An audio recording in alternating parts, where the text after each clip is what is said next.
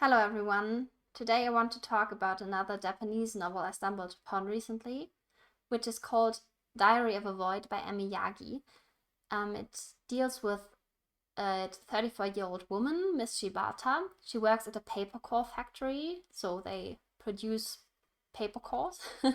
and she just works there as a communicator. I think she files a lot of documents. She's also communicating with a lot of clients, so just very typical things for a person to do at an office, I think. But apart from all these tasks, she also has to do many menial tasks, such as making coffee for everyone. And when clients come, she's also serving them coffee. She also cleans up after everyone at the company. When people just lose some trash, she picks it up and puts it into the bin and things like that. So she was never really asked to do that, but as she is the only woman in her department, she feels like it's her duty somehow and nobody else bothers about doing it. And one day she's just got enough and she just says, I'm sorry, but I can't do that anymore because the smell bothers me so much, and this is because I'm pregnant. And everyone around her is really surprised as she doesn't have a boyfriend or a husband, and they also are happy for her and they start treating her really differently. So, for example, her boss tells her, okay, you can go home early. Of course, you don't have to overwork anymore. So she can leave work around 5 p.m. instead of 8 or 9 p.m. as she usually did before. And the other co-workers are also very polite and looking after her. They are giving her little presents and also just making sure she's fine. They ask about her well-being and such things. So she feels really good, and she also has got so much time at her hands suddenly because she can go home earlier. She can cook a nice dinner. She can have long baths, and she has time to watch a lot of movies. Things she couldn't do before because she has been at work so much. And so she really realizes that as a pregnant woman now she has a role, and she contributes to society in a way, so everyone feels she's like worthy of protection and attention. And also when she goes to the underground, she gets treated really differently, and it's really interesting to see how everyone around her changes, and also the women around her, they start caring for her. And yeah, the only people she really tells about the thing is her co-workers, I think. So at the company, everyone knows that she's pregnant, and as the the days or the month go by, of course, she has to make sure that it is believable. Because at the beginning, of course, she can just pretend she's pregnant, but after a time, her belly grows, and like at first, she also gets asked a lot about her morning sickness and such things. So she installs herself a pregnancy app on her phone. I think it's called Baby and Me or so, and she checks everything about the baby, like how big is it, has it become already, and how does the belly look, and what changes for the mother and for the child over time. And according to that app, she also stuffs her belly with different pieces of cloth, and makes it look as if she was just getting like bigger and her belly growing according to that app. So she really puts a lot of effort in that, I think we can say. As a reader, you even learn a lot about pregnancy. I think that was also interesting for me. But yeah, she really learns a lot about all the surroundings. She also gets, like in Japan, you get I think it's like a pregnancy kit or something. It's like a bag with different things inside, and also like a book that tells you about many different gives you a lot of information about the different stages of the pregnancy and what you're going to expect, and I think also how the government can help you. I'm not sure, but she also studies that, and she's really fully immersed in that pregnancy thing. And especially one colleague of her asks a lot about how she feels, how everything's going, how she manages without a husband, and so on. And we don't really know what his intentions are at the beginning.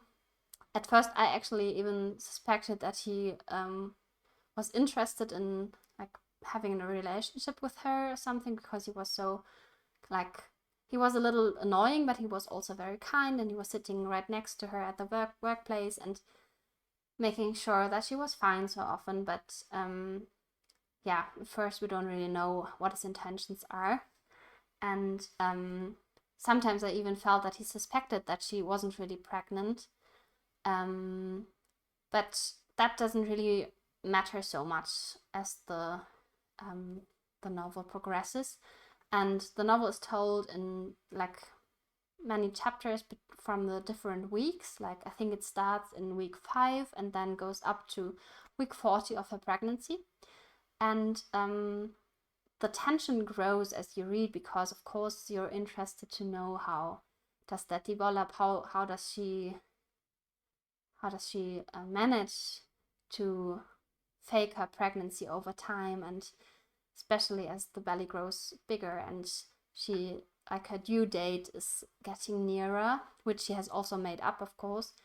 And she also joins an aerobic class for pregnant women, and she meets a lot of nice women there, and she feels like having a sense of community, and walking with the woman to the pregnancy class and back to her apartment, she feels really connected and nice, and a sense of community she hasn't really had since her school days, I think. And I think that's also interesting because I think, of course, women bond over pregnancy, but it also spoke so much for me about how lonely she must have felt before, when she was just going to work and going back and just meeting like colleagues or sometimes friends over dinner or drinks at the weekends maybe, or in the evening. But that wasn't really the same, and now she feels like there's other women she feels so connected to. Of course, because they think they are all pregnant, which they aren't, so she can't really relate, but she I think she pretends really well. Actually, it's really interesting to read that. And yeah, so as the time goes on, we don't really, there's not much happening. As I told you before in my video about the woman in the purple skirt, I will link it below because there's some similarities. I think it's like a modern way of telling stories about the contemporary Japanese society in a way that is also dealing a lot with the role of women and men in society. So if you're interested in that, I can just link it below, so you can also watch the other video if you haven't seen it yet. I actually enjoyed Diary of a Void a lot more because I think it was written with a higher pace, and the main character is also very likable, I think. And yeah, the tension grows so much, so you really want to know what's going to happen in the end. How does she manage like faking to give birth if there is not even a child? And I think I will put like a spoiler alert here. So if you're interested to hear more and how the story ends, you can keep on watching. But if not, and if you want to read the novel yourself and make yourself like develop your own opinion and make your own experience, I think I would stop after like here, and I will go on talking about the end of the book from now on. So please stop the video here if you don't want to hear about that, but if you want to hear, follow along. So yeah, I was really interested how the story would end, how she would find a solution for the whole situation.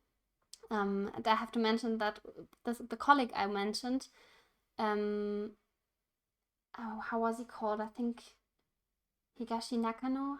He's got a very long name, so that stuck in my mind in a way. But he asked her, how will you name the baby? Is it boy or a girl? And she says it's a boy. So he suggests that she could call the boy Soracho, and Soracho is built by two kanji. Sora means either the sky, but also a void, and to can mean just person, so like an empty person. And I think it's really interesting that he suggested that name to her,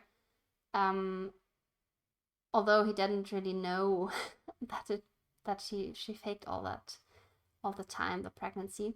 But as the title also indicates, Diary of a Void, I mean, it's the void in her belly that is so big, but it's also growing in a way. And I felt that she really was immersed in that faking of the pregnancy so much that she really somehow started to believe that she was pregnant herself, because there's different scenes in which she tells about the baby kicking and how she feels that and how she feels the baby in her body. And then she also goes to the doctor, the gynecologist, and he makes an ultrasonic scan, and we can even see the baby making like a peace sign. And it's really interesting because I couldn't really make up my mind as to what was happening here. So did she just imagine all of that, or did she fake something? I'm not sure. But many other people also at the aerobics class, they commented on the baby kicking, and also her colleague, I think. So how did you make that? Did you really fake that in a way, or did she just make all of that up in her mind? And after, when like the novel progresses towards the end and you really want to know what's going to happen, she just goes to maternity leave, so it's easier for her really to fake all the situation for a longer time, because she isn't at her workplace anymore. And just the time just goes by, and she takes her maternity leave, and I think after a year she returns to her workplace. And then when people ask about the baby and how everything's going, how she manages, she just shows them pictures of a little baby boy. He's really cute, and he's also growing really well. And what she really did was searching for an Instagram profile of a person in her own the same age, and also in the same status of the pregnancy or the birth. So she just copies all the pictures the other woman uploads from her baby boy, and she saves them on her phone. And whenever people ask, she just shows the pictures of the baby boy of the other woman and pretends it's her own. And it's really convenient for her, because people don't really bother anymore. They lose interest after they see, that's a really cute child, and she's a happy mother, everything's well, the baby's healthy, and she's back at work and everything's fine. So somehow her plan really went well, I think. But there's so many more questions raised by the novel, I think. How people are treating pregnant women and non-pregnant women also, because the worth of a woman wouldn't rise only because she's pregnant, I think, or she's having children.